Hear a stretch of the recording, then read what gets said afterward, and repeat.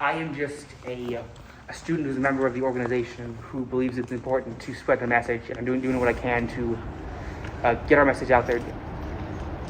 Can you reiterate what from your perspective, what the purpose of this is? Yes, it's important for us as students, to do what we can about Israel's ongoing occupation and genocide in Gaza. For that cause, we have taken a building in Siemens Hall. We are currently occupying it, and we have 5 demands for the university. The first is that they fully disclose their financial investments and divest from any organization that is associated with or profiting from Israel, the illegal occupation of the West Bank, and the genocidal campaign in Gaza. The second demand is that the university cut all ties with any Israeli academic institutions, including canceling their study abroad program with Israel's University of Haifa. Third is that the university publicly call for a permanent ceasefire in Gaza.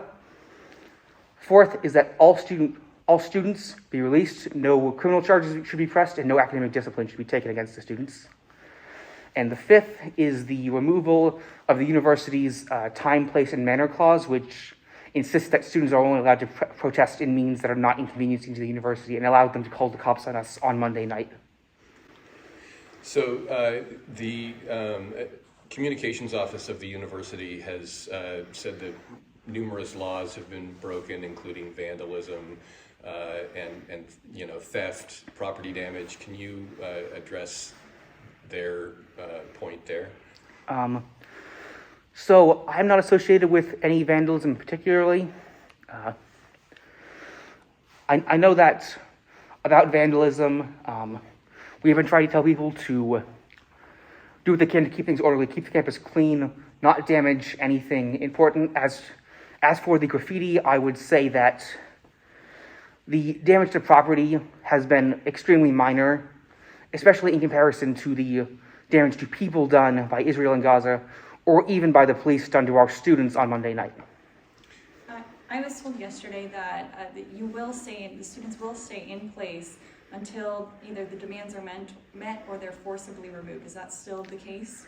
Yes, we have no plans on leaving until the demands are met. There's no compromise or anything, or 2 out of 3 demands or anything like that? Unfortunately, we have a history of the administration being somewhat malicious in their acting. The administration has not, over the past several years, they have not inspired confidence in their ability to compromise and work with students or staff.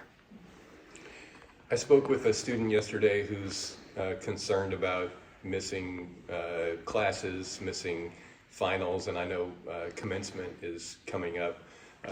Do you have any comments for students who are just upset about losing out on some of their educational opportunities and commencement possibly? Yes, it is very unfortunate that students have to miss class because of this. I know several associates of mine are working with professors trying to get extensions for assignments and leniency shown in this time. As for potentially missing graduation, that would be very unfortunate. I hope the university will listen to our demands and we will not have to miss graduation. Who controls access to Siemens Hall? I was trying to get in and they said you can't come in. And I'm curious who's allowed to come in and who's allowed not to go in? Yes, so this is there is no official organization or leadership, so it's determined mainly by the people who are in Siemens Hall, and they have mostly, for their part, they have decided that only students are going to be allowed in or out. Any student could go in? Any student who is a part of the movement and agrees with us, yes. Has anybody, I was told last night that no one's been in or out really since Monday. Is that not true? We've been working with the fire department because safety is very important to us. We have established evacuation routes in the event of an emergency, not that we predict anything will happen. But students, in the event of a dire emergency, do have methods of leaving the building. The university has said 3 buildings have been occupied. Is that true? To my knowledge, that is not true. Siemens Hall, yes, has been occupied. We are currently in Nelson's Hall, which I would argue is not occupied. Students are, yes, using it as a space.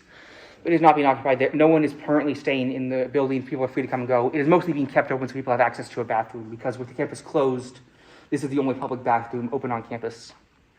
As for the third building, I believe they're referring to Founders Hall, which is up to the east, up the hill.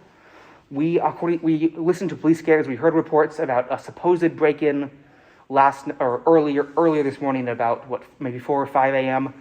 I do not believe they found anyone breaking in. I believe that was a false alarm. To my knowledge, there is no one in Founders Hall. Can you explain why is this an effective form of protest? Yeah, so this is a form of civil disobedience. We believe it is very important to make our voice heard, do what we can. There is an active genocide going on, and history will remember what people did to try to stop it, who tried to take action to stop it, and who stood by and did nothing. And I hope that history will remember that this is a time when the world came together and put a stop to Israel's genocide, as opposed to sitting back and allowing it to happen. So I believe that we have to do what we can in order to stop it. If that includes civil disobedience, like taking over a building and temporarily shutting down a campus, I believe that is a nonviolent action that I believe is worth it if it means we can help stop the violence in Israel, or even just attempt to lessen it. I've got more, Go so for it. anybody can jump in. Have you heard anything from the university? It's been fairly silent. They haven't said much to reporters, so. The university has, to my knowledge, simply reiterated that they've claimed we are a danger, that we are violating fire codes. I would point out that the university itself also violates fire codes by building buildings larger than the fire department can handle. Currently, the university has stated the fire department has stated that buildings are to be kept not below 3 stories or lower, and there are currently multiple buildings on campus. I know one is BSS, Behavioral Social Sciences, that is at least 5 stories tall. So that is in violation of the fire code. If there was a fire there, that would be very dangerous to the people inside. The fire department would not be able to effectively fight that fire. How many students are in Siemens Hall? That is currently unknown.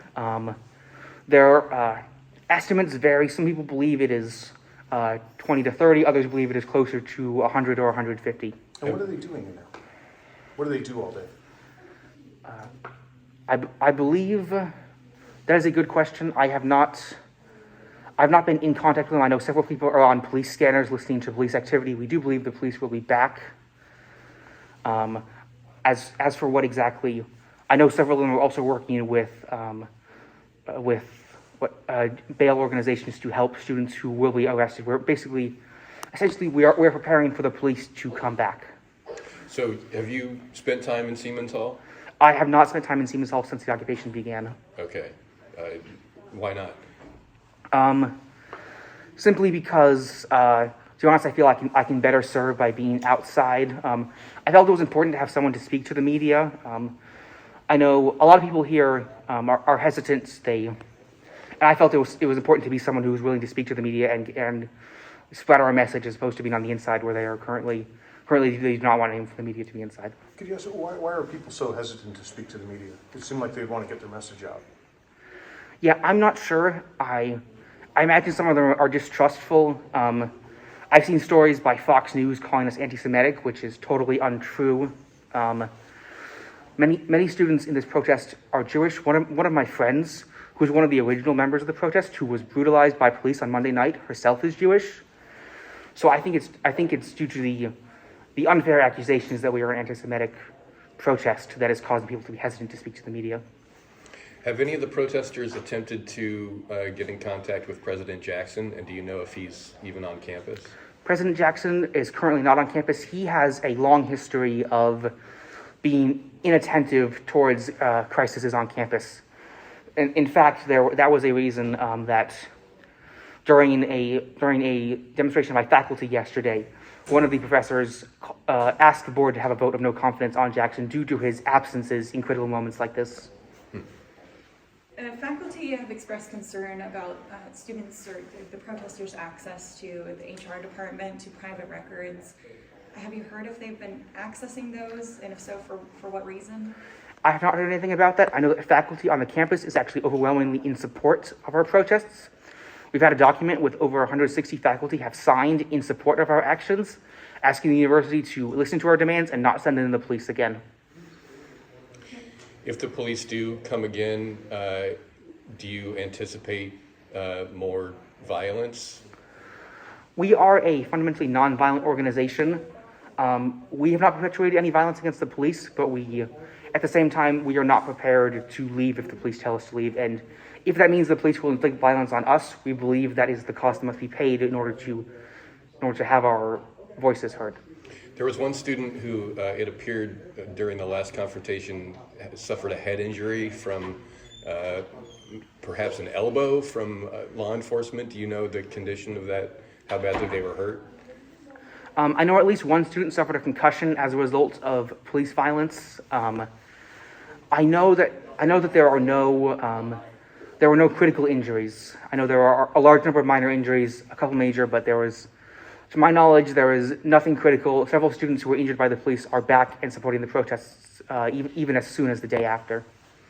And can I ask you, I didn't ask this last night, were you there Monday? Was there anything that provoked violence from law enforcement? I arrived Monday at around 9 p.m. By that time, the police had already been pushed out of the building. To my knowledge, students went in, occupied the building. Initially, they did not have the intention to barricade the building. That was done after the police arrived. The police immediately told the students to disperse, upon which, and when they didn't, the police decided to try to forcibly remove the students. I should note that when the police arrived, it was not a small number of officers. It was 30 police officers, including the K-9 unit. They were all in full riot gear. They even diverted a search helicopter from a search. It took it an hour off course to monitor students. So that they took it away from an actual search and rescue to monitor the students during this protest. What do you say to all the people there was all these events and concerts, the hip hop conference was canceled, there's a bunch of concerts this weekend apparently are canceled, and what do you say to the people who are obviously disappointed in that? I say that is, it's really unfortunate, but it was the university who made the decision to close campus. Students wanted to keep the campus open. I mean, we are not a threat to anyone on campus. We are not a threat to Jewish students. And the university could very well have continued to hold classes open, continue to hold events, and there would be no threat from anyone here. So it was the university's decision to close campus and cancel these events. I think I'm good. Are we out of questions? Yeah, I guess so. I'll flag you down if I think of anything Is else. it possible for me to come inside and not be filmed right now? Just hit stop. Yes, go ahead. The cameras are off. Camera's off. Cameras off. Cameras on? I do not want to. Off. Off. Well, okay. Is it Mine's going off. to leave it off for a sec? Or you, I'm turning it off.